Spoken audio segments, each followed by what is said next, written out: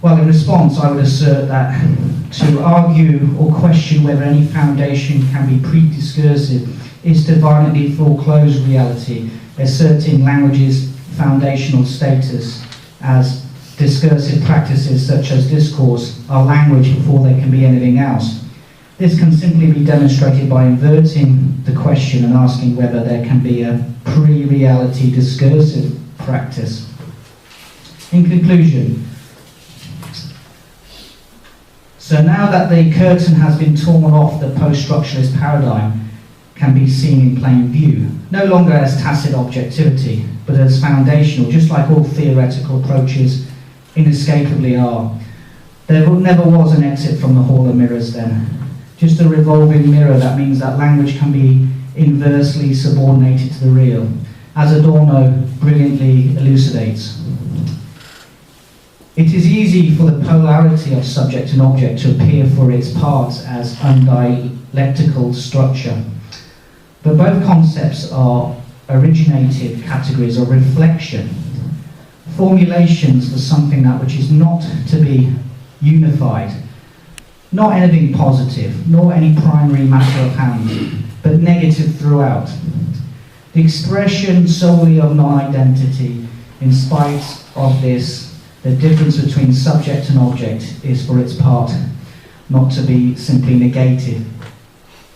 There are never the ultimate duality, nor does the ultimate unity hide behind them. They constitute each other just as much as they diverge from each other by means of such a constitution. If the dualism of subject and object were laid down as a principle, it would be once again total monoistic, just like the identity principle which it rejects. The absolute duality would be unity. Here on an atomic level, Adorno lays bare the inherent aporia of conceptualization itself. Therefore, any attempt to separate language and reality, which paradoxically diverge from as much as they constitute each other, will result in a kind of totality that is the hallmark of post-structuralism. For Adorno, then, the subject is never entirely the subject, and the object is never entirely the object. However, Butler never comes to terms with this, either in Gender Trouble or in Bodies That Matter, perhaps because it would compromise the centrality of discourse, or at least the certainty of the tacit objectivity of the paradigm itself. She informs us how she is exasperated with the ongoing debate about constructivism and the material reality of the body, and how she is disillusioned with structuralist frames that are supposed to lead us out of binarism and its related hierarchy in relation to gender discourse. However, Butler's approach to this binarism is nothing more than linguistic idealism. The domain of the subject will circumscribe its own claim to autonomy and to life. In this sense, then, the subject is constituted through the force of exclusion and abjection, one which produces a constituted to the subject, an abjected outside, which is after all inside, the subject as its own founding repudiation.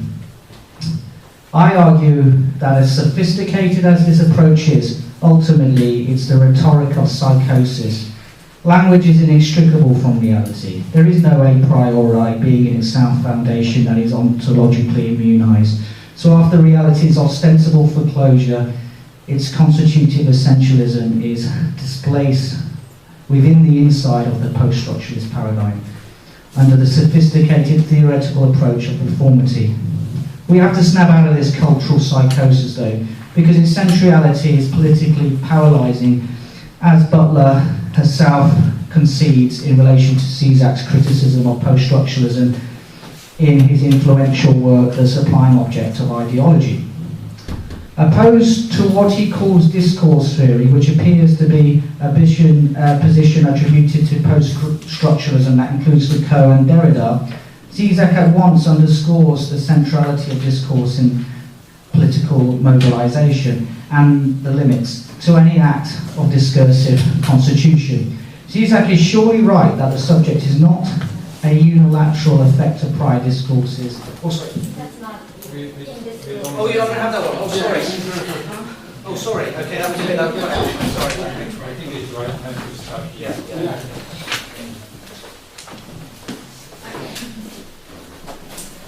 Excuse my poor English first.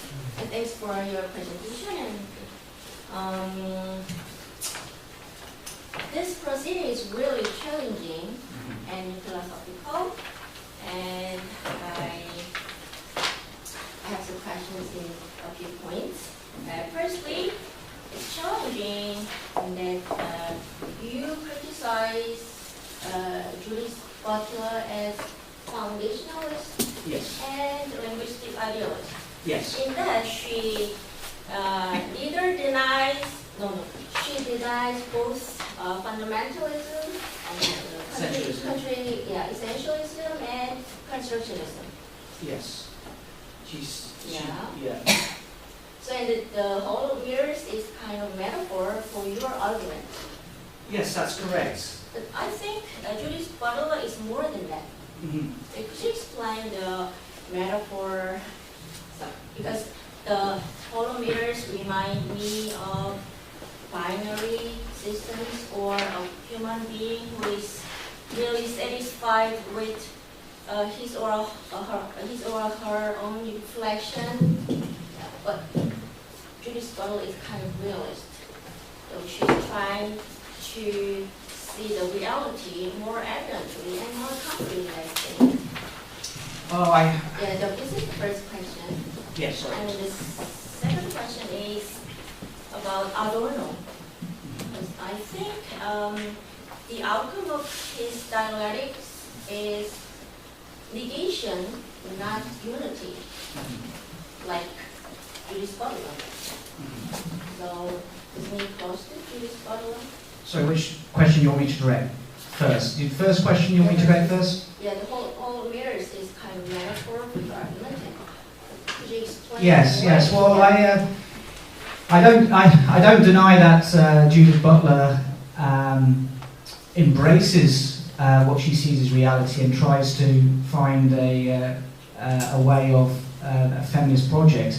My argument's based that it's done naively, where the paradigm that she argues through itself, which is essentially Baconian, actually forecloses and displaces reality. So I'm glad you asked me about the metaphor. Thank you.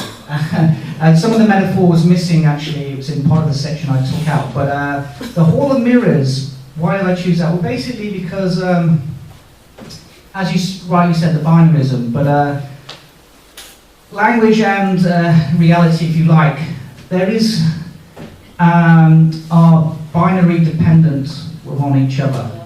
There is no position outside of that we can conceivably take.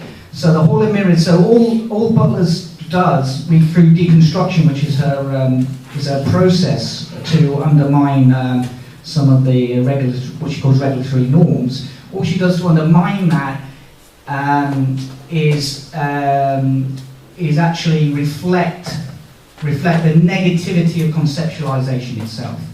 Inherently, it is contradictory. Now, I'm saying that she subordinates, absorbs material reality into language and shows that mirror. I'm saying that there is no way out of this other than to invert it like a revolving mirror. So you find then that, as often with, you could take that position that, as I say, language is subordinate to materiality. So there's no, and she gets frustrated with this. She says herself, she gets frustrated with these structuralist binarisms that are supposed to lead us out of, but it never happens. I'm arguing that that's because she doesn't see it at its base. There's no way out of the Hall of Mirrors. It just reflects, and you can invert it, but it's There's no way outside these discursive practices or symbolic order. We cannot escape from that, but she tries to intervene with that. Yeah, it's all related with the third question is that the gender. Sorry, so just to come back, that's what all as all post-structuralists do. They come in the gap between language and materiality is supposed to come into. So that comes back to the point I'm saying. She's arguing, through the paradigm she's arguing, and performity is happening within a post-structuralist context that already does that. That's not her. Yeah. Performity means the discursive practices reformed or remarked and re-described. Sorry, discursive practices. Yeah, performity means kind of discursive practices. Yes, yeah, well yes, absolutely. To rewrite and re-describe and...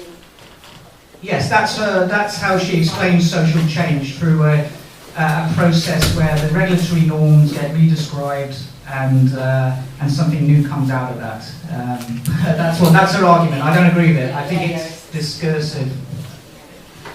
And the lesson yes, is, yeah. and as a feminist critic and kind of forerunner of queer theories, the Butler made a lot of contribution to feminism, and gender, she says that gender is a troublesome concept to explain the various differences in women, or the sexuality, different sexualities, or different situations of realities that women face. So it's really helpful to this kind of feminism. What do you think about that? Oh, I think ultimately there's no substrata, there's no foundation, because it's kind of anti-foundation. It relativizes. So if you want to have a woman project, you need some sort of conceptualization of woman. There's some sort of central. But I'm unfortunately, because she kind of makes it, for me, the process that she uses or she argues in obscures it and homogenizes it. So there's no kind of ground for for feminism to platform to launch itself from. So for me, then if you want to critique, say, like women's circumcision in Islam, for instance, she's got under the paradigm that she argues with. There's no more reason for saying this is wrong than it's just we do it different here than you do it different. So. Yeah, and this is Zizek's problem with centrality of discourse as well. Yeah. I don't think it's kind of centrality of discourse. It shows a negativity. It shows, deconstruction exposes, I think, the negativity in it. Okay, thank you. Thank you. Okay. I think that's enough for this. Why don't you give big hands to... Thank you, everybody. Thank you.